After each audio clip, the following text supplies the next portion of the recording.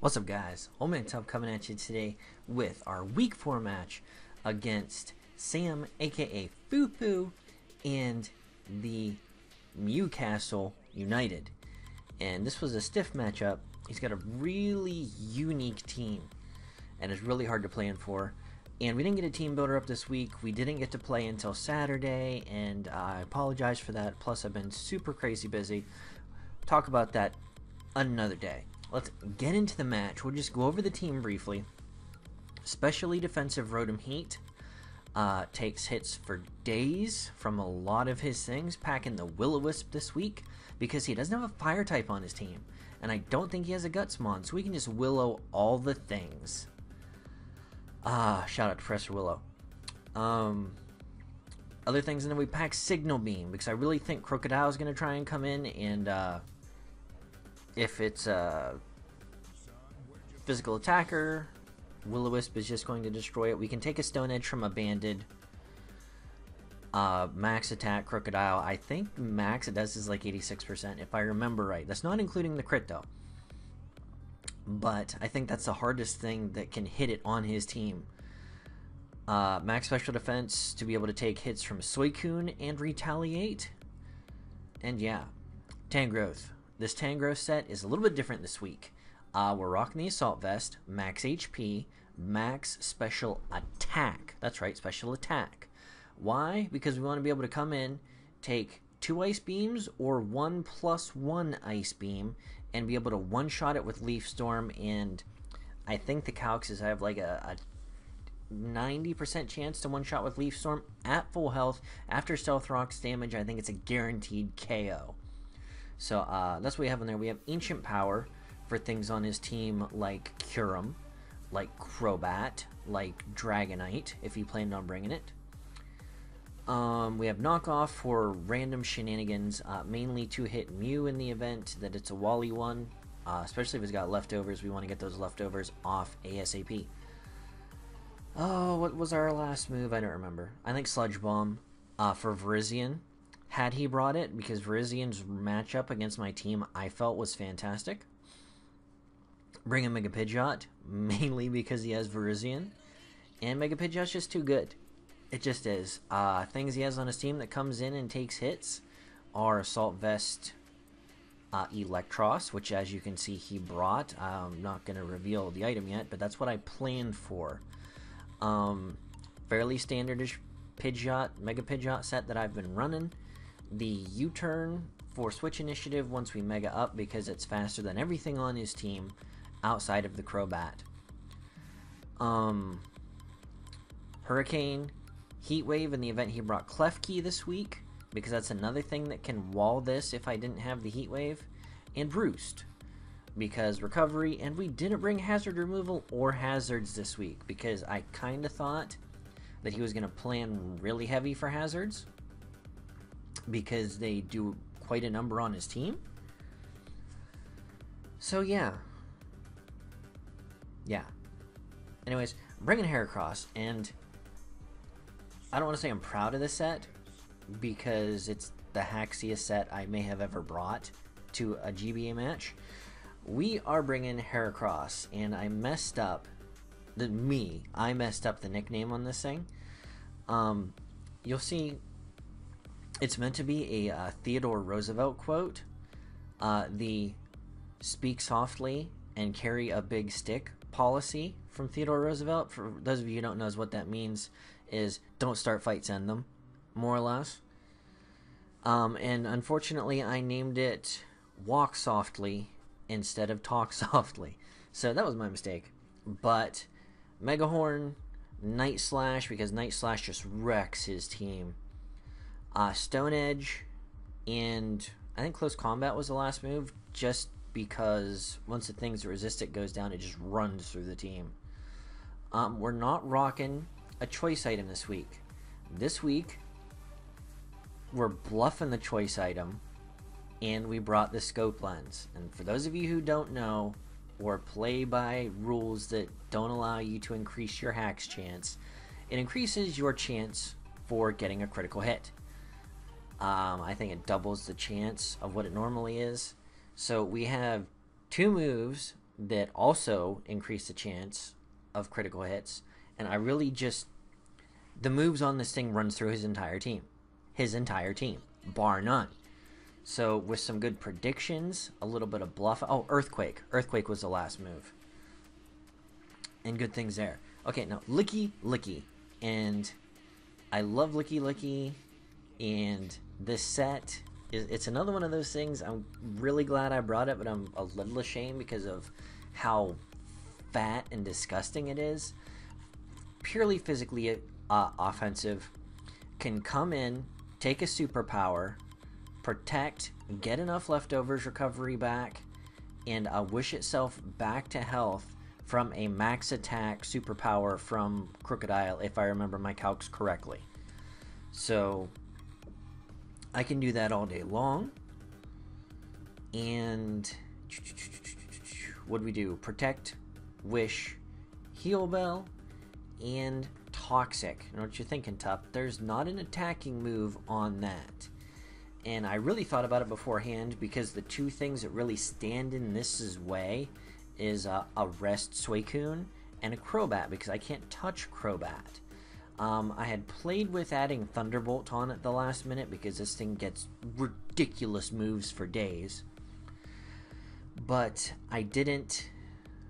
When I originally planned, I had the Sandrush core on this team, and I really needed the Heal Bell in the event that he has Prankster Banette, who Prankster Mega Banette, who just will-o-wisps all the things.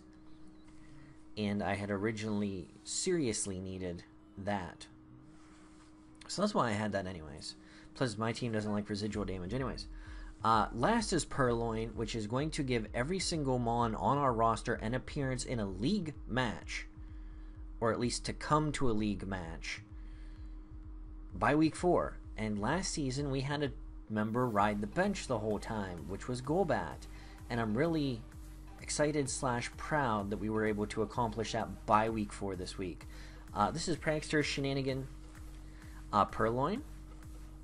It's got, I think I put Taunt and Thunder Wave, because once things get Thunder Waved, everything that's faster than Heracross, if I can Thunder Wave it, it just ruins his team. I mean, it literally one-shots everything. So, well, almost. Anyways, Knockoff, because Knockoff just destroys things, and if he has any surprise Scarfers, that's what I need to do. Is knockoff items, knockoff leftovers off of things. It's super effective against his Mega. And I don't think he brought a resist this week to knockoff. Because Dark doesn't resist Dark, does it? No. So what I mean, it's really good against his team, regardless. So I think the only thing it isn't good against is his Virizion and Klefki. But, what was my last attack? Play Rough. In the event he did bring the Virizion and try and switch it in, I had... No, that was different speed investment. This is Adamant. And you'll see that me not being max speed shows up in the middle of the match. So let's dive into this, guys. We are 2-1 going into this match. Sam is 0-3, so he's looking for his first victory, and I really don't want to do that. Brief rundown, Mega Banette. We planned for pretty much everything on this team for him to bring. We expected him to bring all of these things. Another one we prepped a little bit heavy for that he didn't bring was Suicune. But, yeah. A little bit worried about that Kyurem because Draco Meteor just tanks my team. Rotom can only take 1. So, we definitely got to get the Will-O-Wisps off as soon as possible and get residual damage on everything that we can. So, let's dive into the match. So, alright, Bucktooth Buckos, if you're excited about this week of the GBA, be sure and hashtag Pirattata Pride in a tweet sometime, somewhere. And don't forget to hit up the GBA shirt shop. Link will be in the description down below. Don't forget to check out Sam. So we're going to leave with Cinnamon because we Volt Switch out on everything or burn everything. He's going to leave in Squirmy Worm, and I really thought he was going to knock off turn 1 or go for the Volt Switch. I can deal with both of those, especially if I get off the burn. And he's just going to Volt turn out. And I'm like, not even worried about that. That wasn't bad. So, He's going to bring out Cold Turkey here, and that is his Curum, and I'm just thinking, what's he going to do? I can take any hit from him, barring a crit, even if he specs. That's max damage if he specs, I think, is like 200. Or, yeah, 200. Woof. Like 90%. You can bring out Crocodile here. I don't know if he was predicting me to switch into something, but I just went for the Volt Switch there to see what he was going to do, because if he went for Draco Meteor, I could Volt Switch out and then bring in something to kill it. So he's going to switch out again, and he's going to go right back out into Cold Turkey, and I'm just going to go for the Willow again, because why not? Why not have a burnt Crocodile? Saw that he had the Intimidate, so probably bringing a bulky Crocodile this week to deal with the Sandrush Core, because that's one of the few things on his team that takes on Excadrill 1v1. And we don't miss either of our Willows, which is fantastic. And Cold Turkey is burnt, as he's going to start taking residual damage. Now he's going to drop the Draco here. And this is a Life Orb Draco Meteor. Now, let's see how much damage this does. Life Orb Draco Meteor from Curum. And Rotom says, "Is that the best you got, my friend?" Gonna Volt Switch out in its face. And Cinnamon's coming back feeling extra spicy after taking that huge hit. And just laughing all day long. Now it's a perfect opportunity to bring in Hank. I know he's not Scarf because I saw the Life Orb recoil, so I get my Mega off for free before the leftovers are up. Probably going to bring out Squirmy Worm, but Hurricane hits everything on his team outside of this, and it's a play to make.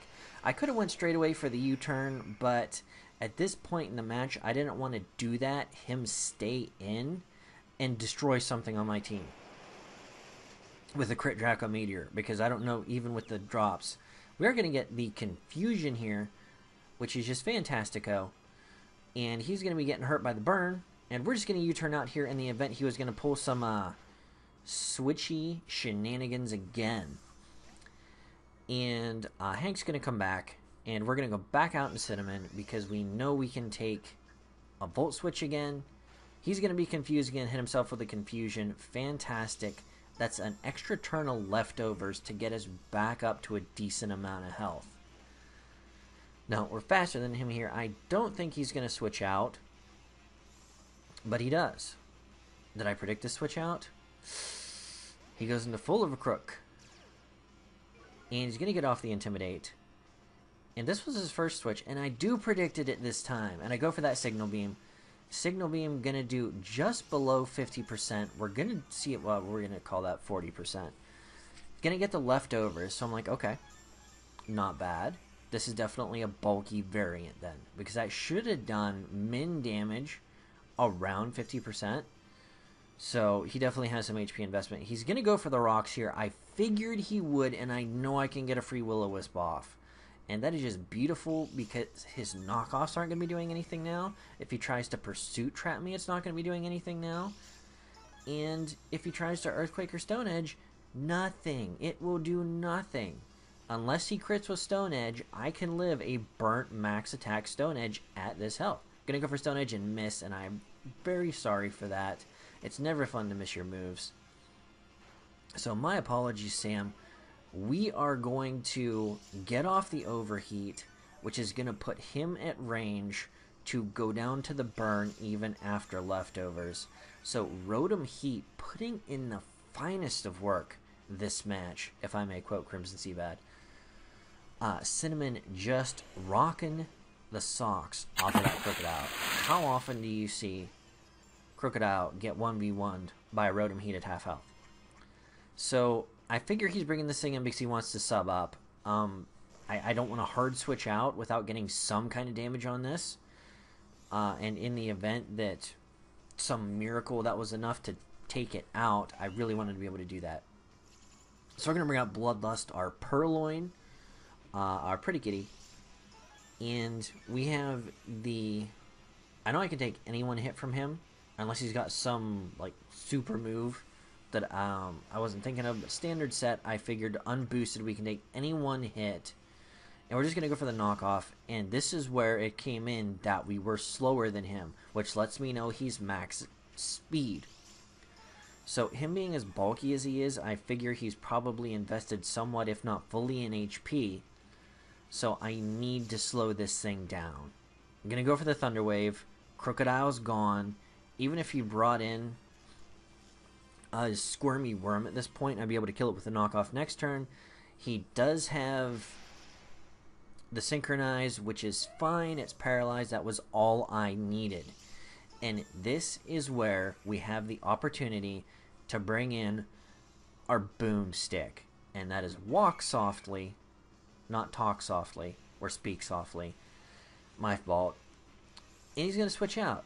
And we got a Jolly Max Attack Megahorn just getting ready to smack something in the face. And that is going to take out Squirmy Worm. There is no chance he was surviving that in any universe whatsoever. Now he's going to bring in Breaking Bat. Now I'm doing my best to bluff. Like I said, I'm doing my best to bluff the Scarf here. Because I really want him to think I'm locked. So I switch out. Depending on what he picks, it's possible that I would be able to survive. I do survive. And he's going to switch out. Obviously because he U-turned.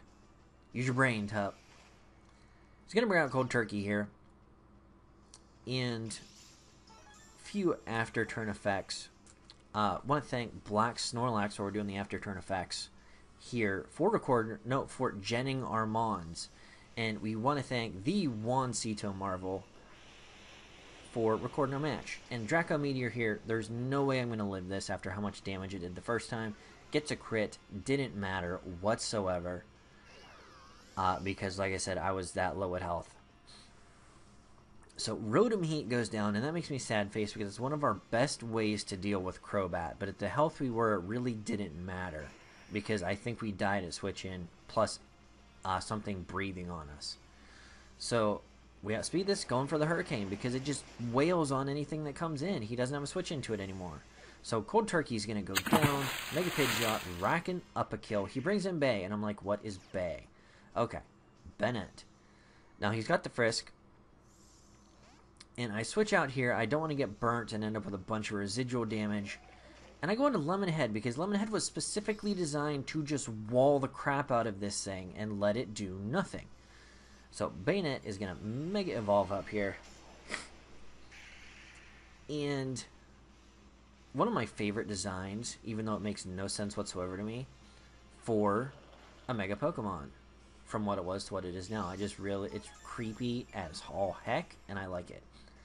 So, Lemonhead's coming out here. And even Infestation isn't going to do that much more than our leftovers. He's going to taunt us, and we have the Oblivious. Now it's just like, oh, thank you for a free turn. And then I missed a Toxic. And I was like, oh no, he's going to switch into Crobat for sure now. So I was like, okay. He's going to switch out. So I'm like, what can we do that's going to set ourselves up? He's going to go in. He brings out Stu. We go for Toxic, but he's already... I couldn't risk him staying in and having some bizarre move that was going to hit us. So, he's going to leftovers. Still going to be paralyzed, though. And I'm going to switch out here because he has Substitute, which means this thing probably has either Calm Mind, Swords Dance, or Nasty Plot. And I don't want him going for any of those things for free. And here he sets up the Nasty Plot. And I'm just like, oh boy, here we go. So I'm like, he's paralyzed, so everything on my team outspeeds him, which is good. I need to get rid of those leftovers. It's the best thing I can do to him right now. I'm gonna get that knockoff off, doing 50% damage, and he's gonna get paralyzed. And that was so bad for him right there. Because a Nasty Plot boosted Flamethrower, I don't think I was living. I didn't do the calcs, but I have to imagine that I was going to die there. And at that range, with max HP investment, I knew a Leaf Storm would kill him 100%. And that's what we went for. And Tangrowth getting a kill. So we bring out Lemonhead. Because I know I can take, if he is banded, a Brave Bird and live to the point where we can just slowly heal ourselves, and he's just going to slowly kill himself. So we're going to get leftovers, and I really want to scout this thing set because all we've seen so far are Brave Bird and U-turn. and I haven't been able to gauge what his item might be. He has damage on him, so I know he's not leftovers or black sludge. He's just going to U-turn out here, so I'm like, okay, he's not banded. What is his item? So, working on it here. He's going to send the Bay back out. I'm just like, okay, I'm just going to wish up and get all my health back. And I'm perfectly fine with that. And I don't remember if this is the point where he just has Crobat and Bennett left. Bennett, how do you say that? Bennett, I always call it Bennett. We're going to get the Toxic off here, which is fantastic, because that is slowly going to kill this thing. And we haven't seen all of its moves yet, so we don't know if it has the Destiny Bond. And if it has Destiny Bond, I don't want to kill it, I want it to die to the Toxic. And this will slowly start doing that. Something I was worried about was he was going to take out a late game threat of mine by Prankster Destiny Bonding me. And I'm just going to Wish Protect this thing until I get back to full health. It's going to go for the Sucker Punch here. And at this point, I'm trying to figure out whether or not he knows if I have an attack, because I haven't shown the last move yet. And Sam's smart, so I'm sure by this point he has realized that I don't have an attacking move, and this is the turn he switches out and goes back out into Crobat. But I'm just going to keep setting myself up to heal. That's all that I need to do, and I got that wish up. I don't really want to switch into anything because of the tricksy plays he makes, which he did just there. Switching back to Bennett, predicting me to switch into something. And he's going to Infestation me again, because it's the best play he has to make. So we've seen Taunt, Infestation, and Sucker Punch. So I'm still thinking in the back of my head he has Destiny Bond. And I'm just like, I can't kill this thing, bring something in and kill it, and him Destiny Bond me. So I need to slowly let the poison continue to kill him. And I apologize for how long these turns are, because of all of the after effects. He's going to switch back out here again. And he's going to go back into Breaking Bat. And I just protect to see what he was going to do there. He switches out, so we're freed of the infestation. And we're back up to full health. He's going to Super Fang here. So we're still not seeing one of his moves, which is either Defog or Roost. And I'm banking on it being Roost. So we're just going to Wish Protect to get back to full health again. And I want to see what he's going to do. He's going to Super Fang. And I'm just like, he can outstall me with the Super Fang probably. Just like, that's no bueno. But I'm going to stay in, and I really want him to switch up his tactics. And the longer this thing sits in front of his face, the quicker he's going to get frustrated and make a mistake and do something that he shouldn't. So I'm just going to continue to Wish Protect, because I don't have a reason not to right now. I'm just going to keep Super Fanging. And I'm like, oh. Here's where I decide to switch out. I go out into Walk Softly because I don't think he's going to Brave Bird. And if he Super Fangs, I want him to believe I'm Scarfed and him switch out. He's going to go for the Super Fang. That's going to take us way, way, way, way, way down. Now he's going to switch out thinking I'm Scarfed. And I'm like, thank you. Thank you. And I'm just like, oh, please don't kill this thing. Please don't kill it. And it lives, and I'm like, oh yes, that is so good. Now, here, I want to switch out. Again, bluffing the fact that I'm Scarfed. And I want to bring in Hank, because I don't know why my brain was like, oh, he doesn't have Taunt. And I'm like, okay, he just survived. Is he going to attack me, or is he going to taunt me? And I'm just like, oh man, I just felt so stupid here. And he taunts me, so I can't Roost, and that was the best play he could make in that scenario. And that was just really, really smart on him. So he goes into Breaking Bat. Now, at this range, I don't have a really good likelihood of surviving. With the investment he has, the damage he can do is between, what was it? It's like 46, 47, and like 58. So he has a really good chance of killing me right here. I'm at just above 50% because I've taken rocks damage twice and I haven't been hit. So this is a crucial part of the match. The odds are in his favor of killing me. And I'm just like, come on, Hank. You can do this. Hang on and get some damage off. And 5 HP. I'm like, oh, hallelujah. Hank, Bird Jesus, coming through. And we get the Hurricane off. And that puts him at a range where he's going to have to roost or he will kill himself from Brave Birding me with my next Pokemon. Pardon me. And I'm like, I have to go in to Heracross. And I'm like, he's going to roost. It's the only play he can make. He has to roost. He roosts. And I'm just like, I'm so happy that I brought Earthquake over Close Combat. And Earthquake is going to finish up the match. And Heracross is going to take a second kill this week. And we are going to beat Sam 3-0. 3-0. So, great game there, Sam. Thank you for getting our schedules worked together because we're both extremely busy.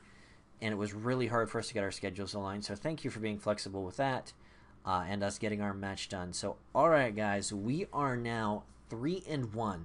We have the best, if I'm not mistaken, the best differential this far into the league the team has ever had, as well as the highest win-loss ratio the team has ever had. So raise that Jolly Roger and show your Pirattata pride if you're excited about that, because I know I am. It's always great to be able to play and beat a battler you have a lot of respect for, like I have for Sam. Sam's just a fantastic battler. He hasn't had a lot of luck this season, as he's now 0-4, which is unfortunate. But I've been looking forward to this match since the schedule come out, so I was really excited to battle. And, yeah, like I said, thank you to Black Snorlax for Jen and my team. Go check him out in his channel and his Twitter and all that good stuff. He just started a new LP. It's fantastic. And thank you to Juancito Marvel for recording our match for us on super short notice and getting it done lickety-split quick. So, alright, guys, this has been Oldmantup. Let me know who your favorite Mon on the team was in the comment section down below and why. Alright, guys, this is Oldmantup. We are the 3-1 Pittsburgh Pirattatas.